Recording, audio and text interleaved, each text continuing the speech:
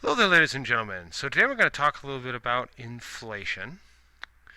And we've already talked about one major economic problem, which is unemployment. Now we're going to move on to another economic problem, which is inflation. And so to understand inflation and why it occurs, you need to understand a couple of economic forces. And those are aggregate demand and aggregate supply. So what we're going to do is we're going to go ahead and read section 11.2 from page 257 all the way to 263, and then we're going to go ahead and answer these 6 questions. So the first question is, what is aggregate demand and aggregate supply? So if you look on page 257, you can see the definition for aggregate supply. It's basically the total amount of goods and services produced throughout the economy, the total amount of supply in an economy. And aggregate demand is going to be the total amount of demand in the economy.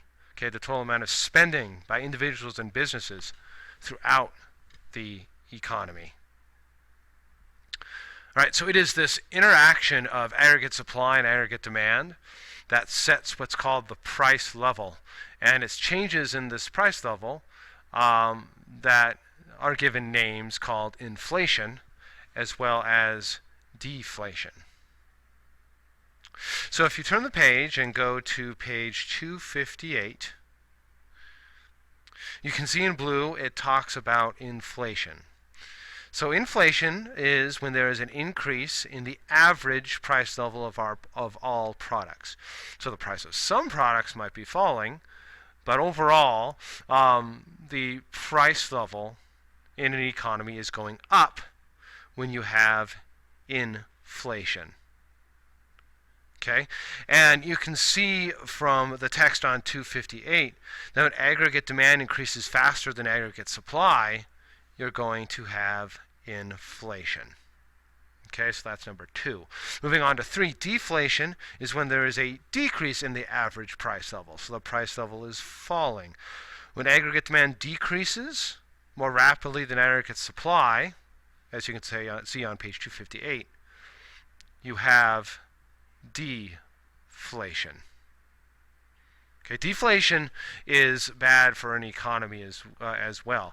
The reason that falling prices are bad for the economy, most people think, oh, falling prices would be good for an economy. Well, the reason they're bad is they put off spending.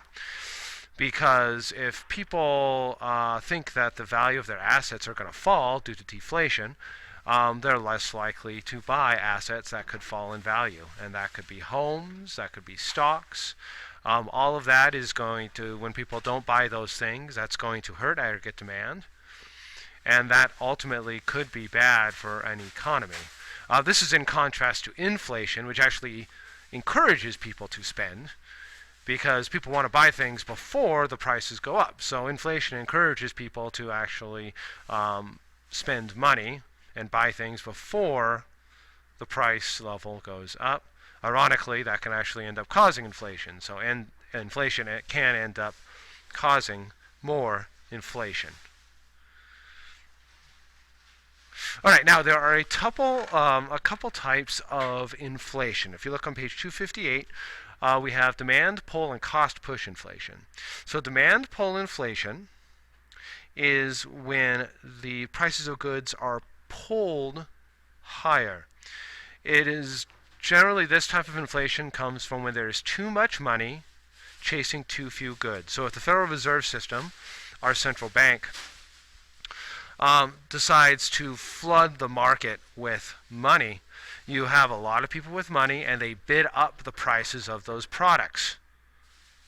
That, ladies and gentlemen, is demand pull inflation. Okay?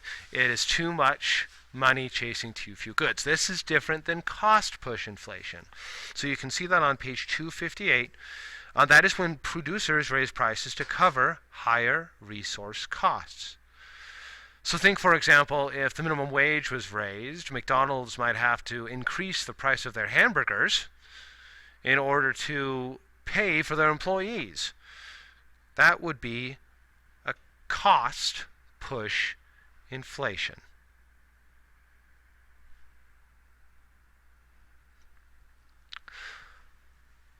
All right, so now let's move on and look at the two indices that will measure inflation and how they are calculated. So if you turn with me to page 260, the most popular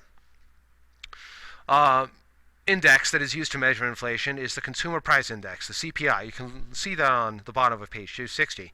This is the measure of the average changes over time in the price of a fixed group of products. So what happens is the Bureau of Labor Statistics, what they do is they pick what's called a market basket. This is just a list of what people buy. And then they will go ahead and they will go and go to various stores, Walmart, Target, whatever it might be, and they're going to follow the price of these items. They're going to see if the price of these items are going up and down. So then using an equation, okay, they can go ahead and figure out, is the Consumer Price Index going up or is it going down? And if the Consumer Price Index is going up because the prices of these goods in the market basket is going up, then you have inflation. If the CPI is going down because the prices of the goods in this market basket are going down, then you're going to have deflation. So the Consumer Price Index, a very, very popular index. Another one, ladies and gentlemen, another very popular price index is the Producer Price Index. Okay, it's a measure of the average change over time in the price of products and price of goods and services bought by producers. So it's going to be similar to the CPI, except it's going to follow the prices of items bought by producers. The CPI looks at what is bought by consumers.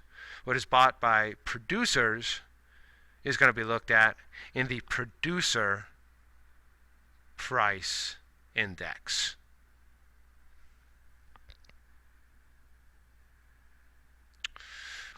All right, so let's move on to number 6 here, the 5 effects of inflation. You can see I'm on page 261. The first effect is decreased purchasing power. During an inflationary environment, the price of goods is going up, so you cannot buy as many of those goods. So your purchasing power is going to go down. If you turn to page 262, you can see a second effect, which is the decreased value of real wages. Your wages are not going to be able to buy as much. And if your wages don't go up as fast as inflation, your real wages, are going to decrease in value. Because with those wages, you are not going to be able to buy as many goods. You can also see on page 262 you have increased interest rates. It's very dangerous for lenders to lend out money during an inflationary environment because they're going to get paid back in less valuable dollars because inflation destroys the value of the dollar over time. So to make up for that risk, lenders are going to go ahead and charge higher interest rates during an inflationary environment. You can also see on page 262 we have decreased saving and investing. Okay, so the inflation rate does affect the return that people receive from savings and investments. And because of that, you're going to see a decrease in saving and investing. And finally, you have increased production costs. The costs of everything are going up in an inflationary environment. And production costs are no different. All right, so we're going to go ahead and finish this up, and we will take a look at it tomorrow. Thanks a lot. Have a great day. Bye-bye.